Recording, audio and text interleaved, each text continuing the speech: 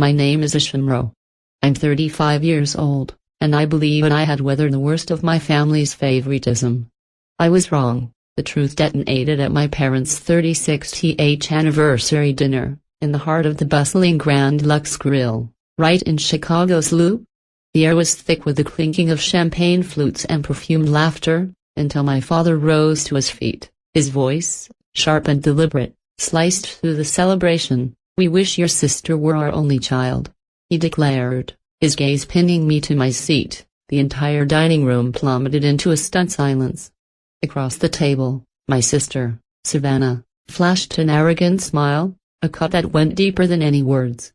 Every cousin, every aunt, every uncle was staring. I felt a volcanic heat erupt in my chest, but I didn't cry. I didn't scream. I simply sat there, burning from the inside out, knowing this was the definitive, final straw. For years, I had poured my heart and my money into their failing boutique, only to remain their permanent punching bag. That night, something inside me shattered. I was done. I walked out, my heels firing off sharp, decisive reports against the polished wood floor, my mind already mapping my escape. A week later, their wish came true in a way they never could have imagined, and their perfect, fragile world began to crumble. Growing up, I was the permanent resident of the background. My parents, Lawrence and Eleanor, never missed an opportunity to make me feel it. They would gush over Savannah's straight-A report cards, her debate team trophies, her flawless, camera-ready smile. I, on the other hand, was lucky if they remembered I was in the room. I still carry the scars from those years, like the time I won a state math competition, and they forgot to show up, too busy cheering at Savannah's dance recital. Savannah reveled in it, her face perpetually fixed with a smug look, as if she were the sole deserving heir to every ounce of their affection. Their favoritism wasn't subtle, it was the architecture of our lives. Every family gathering orbited around Savannah's stories, her latest promotion, her grand plans. If I dared to speak, Mom would inevitably interrupt with a dismissive, "Let's hear from your sister." Dad would just nod, his eyes glazed with adoration for her. I learned the art of silence, swallowing the hurt until it became a stone in my gut. The epicenter of the injustice was their business. My parents owned a small, high-end boutique and accessory shop on Michigan Avenue. It was their pride and joy, but it was a perpetual financial disaster, lurching from one crisis to the next due to their terrible decisions and chronic late bills. And I was their silent, unpaid bailout. Month after month, I transferred $500 from my savings. No questions asked. I provided countless hours of free financial consulting, running the numbers, negotiating with vendors, optimizing their inventory, the invisible scaffolding holding up their dream. Was I ever thanked? No. Instead, they would call Savannah to rave about how her vague marketing ideas, a new sign here, a discount there, had saved a day. My work was met with, at best, a dismissive nod. I wasn't naive. I knew they depended on me only because I was good with numbers, not because they valued me. Every time I wired that money, I gritted my teeth, thinking of the vacations I postponed, the life I couldn't build. But I did it. Why? A twisted sense of duty, family obligation, and that stubborn, flickering hope that someday they would finally see me. The contempt was breathtaking. I once spent weeks untangling a major IRS tax issue for them. The day I announced it was resolved, my mother barely glanced up. "Oh, good. By the way, Savannah is planning a big sale next month." Not a thank you, not an acknowledgement. Dad just grunted, already dialing Savannah to discuss her vision. I stood there, the proof of my labor in my hands, feeling like a ghost in my own family. Another time, I suggested new accounting software that would save them dozens of hours. They ignored me. Months later, Savannah presented the exact same idea, and suddenly, it was revolutionary. Savannah was far from innocent. She basked in their praise, often casting a pitying glance my way. When I was 20, she joked at a family barbecue that I was lucky to be the spare daughter. My mother laughed. My father didn't correct her. That memory festered, twisting like a knife every time they placed her on the pedestal. Yet, I kept helping. I wired the money, adjusted the budgets, and sold myself the lie that this was simply what family did. Looking back, the reality is painfully clear. They used me. They consumed my money, my skills, my time. I was their safety net, the one they relied on but never respected. Every check I sent, every late-night call I answered, was another coin I tossed into a bottomless well, hoping for an echo of approval that never came. That hope finally dried the night of their anniversary. The restaurant was a cacophony of laughter and clinking glass. Seated at the long table, surrounded by extended family, I listened as the spotlight found its familiar target. "Savannah, I hear you're absolutely killing it in retail. Regional manager already?" a cousin gushed. She nodded, her smile polished and perfect, soaking in the adoration. "Your store window displays are incredible," another relative chimed in. "You have a real gift," my mother beamed, her voice ringing with pride. "She's always had a knack for business." My father puffed out his chest as if Savannah were his singular, crowning achievement. I shifted in my seat, picking at my pasta, a seasoned understudy in this tired play. Nobody mentioned my work, my career managing complex financials for a top firm. I was invisible. Yet again, but a foolish part of me thought that maybe, just this once, I could contribute. I cleared my throat during a lull. "I've been analyzing the store's numbers," I began, my tone level. "You're losing significant money on overstocking. If you adjust the inventory system and cut a few underperforming vendors, you could save thousands annually." I leaned forward, ready to detail the streamlined, profit-boosting plan I had meticulously designed. The table went quiet, but it was a heavy, uncomfortable silence. Savannah raised a perfectly sculpted eyebrow, her lips curling into a sneer. "Inventory? How cute," she said, her voice dripping with condescension. "You stick to your spreadsheets?" "I have actual ideas." A few cousins snickered. My stomach churned. My mother cut in, her tone sharp. "Honey, let's not bore everyone with numbers. Savannah's already planning a huge summer sale." My father didn't even look at me.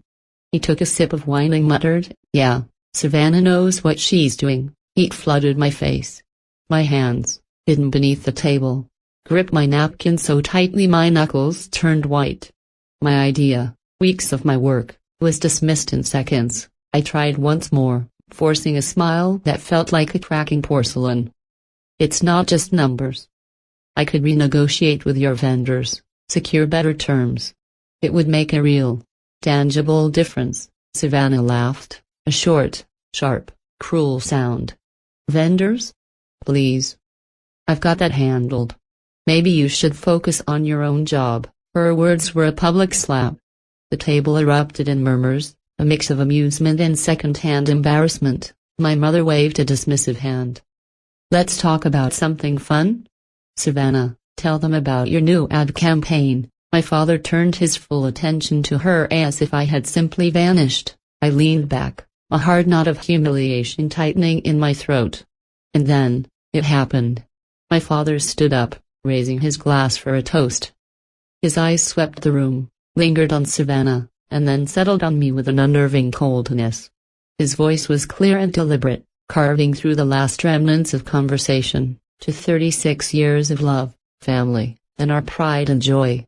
He paused, his eyes locked on mine.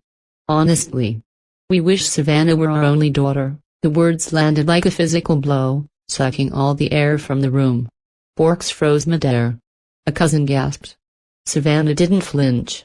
She just offered me that same, smug smile, her eyes challenging me to break. My mother didn't correct him, she simply took a sip of her wine, her face a placid mask of acceptance. The silence stretched. A vast, suffocating blanket. Every pair of eyes was on me, waiting for the tears, the explosion. I gave them nothing. My heart hammered against my ribs, a wild bird in a cage, but I kept my face a stoic mask. Inside, I was shattering into a million pieces. Years of being diminished, erased, and taken for granted came crashing down. Savannah's smirk was the final, triumphant nail in my coffin. I pushed my chair back. The sound of its legs scraping the floor was deafening in the quiet. I grabbed my clutch and walked out, My heels struck the wood floor like hammer blows, each step fueling the white-hot inferno raging in my chest. Outside, the cool Chicago air did nothing to douse the flames. I had spent a lifetime swallowing their slights, their favoritism, their contempt. No more. Standing on the sidewalk, the city lights blurred by my furious tears, I made a decision. I wasn't just walking away from a dinner. I was ending the cycle.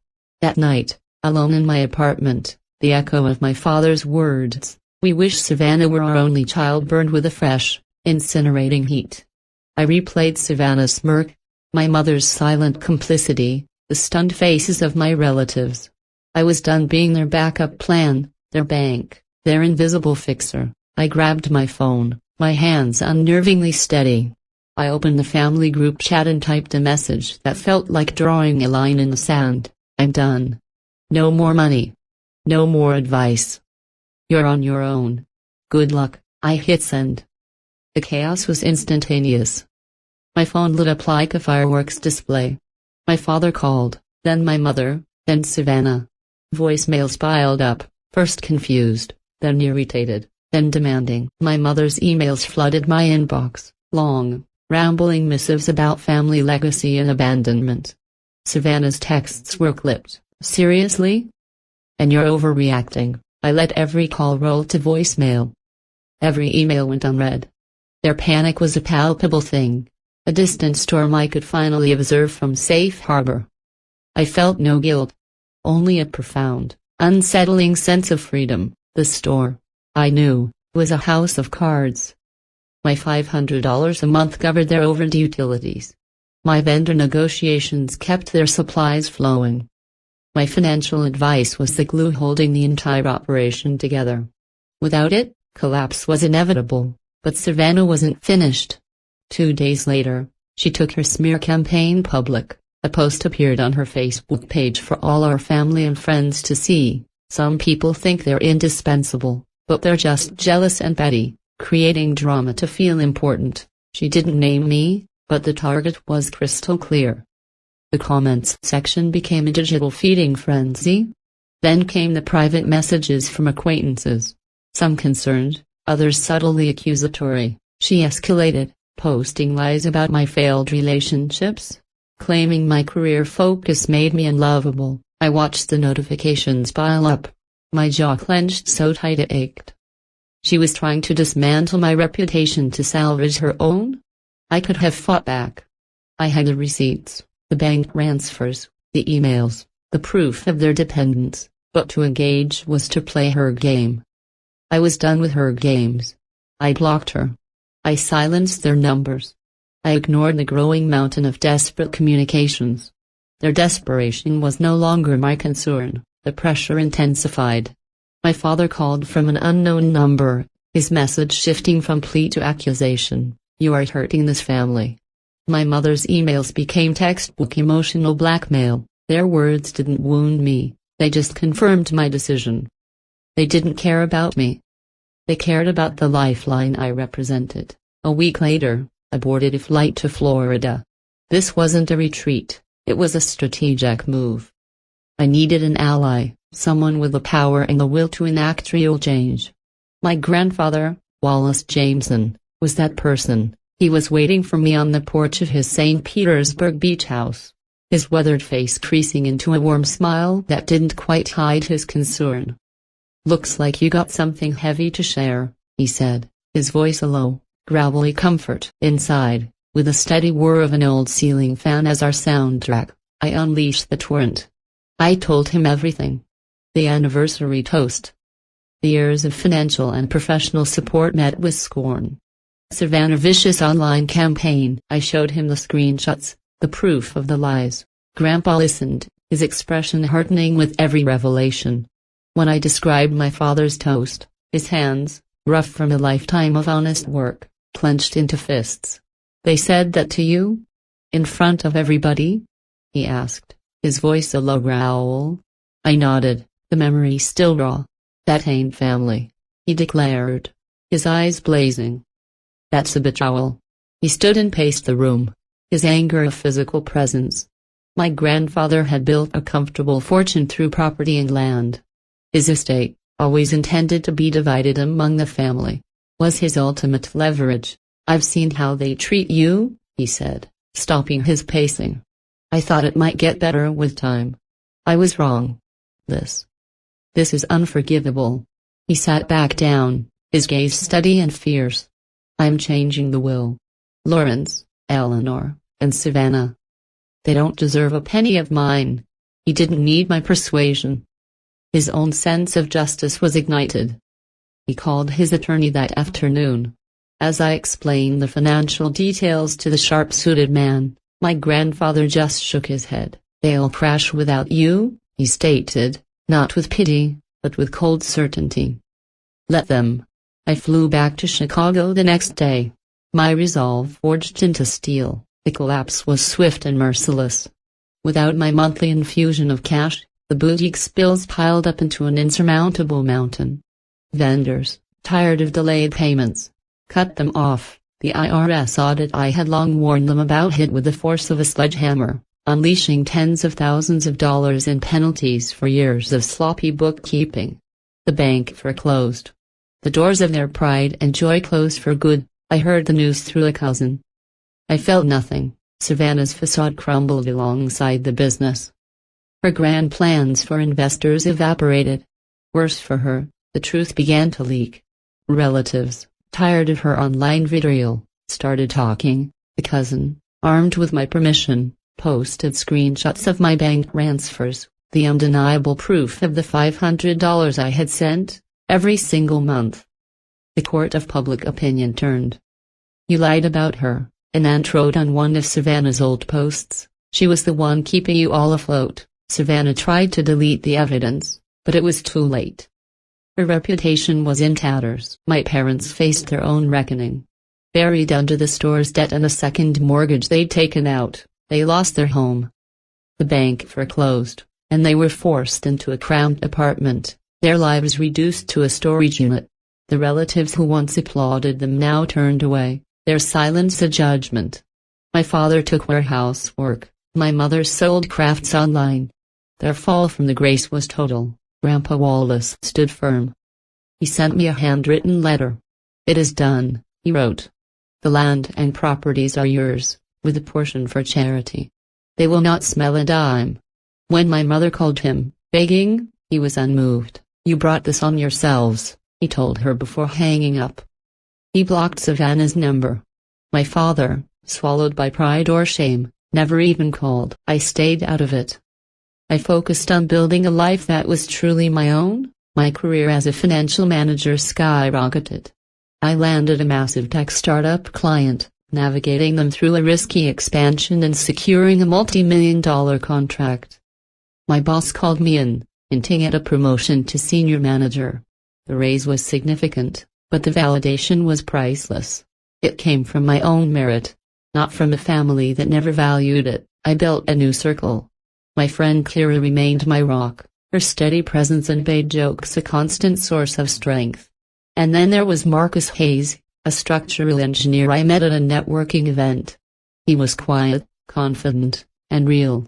I told him my story piece by piece, and he listened, his hand firm over mine.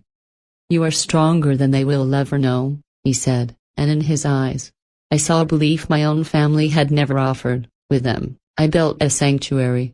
My apartment became a home filled with laughter and support.